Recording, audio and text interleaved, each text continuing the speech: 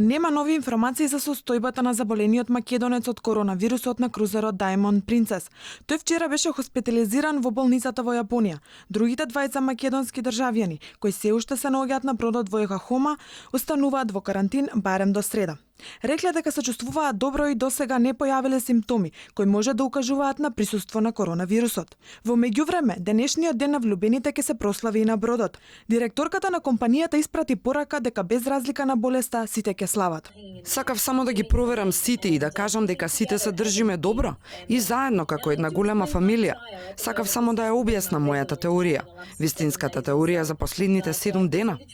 Инаку бројот на жртвите се искачи на 1383, а регистрирани се 5090 нови случаи, што е рекорден број. Со COVID-19 заразени вкупно 64.435 лица во повеќе од 25 земји низ светот.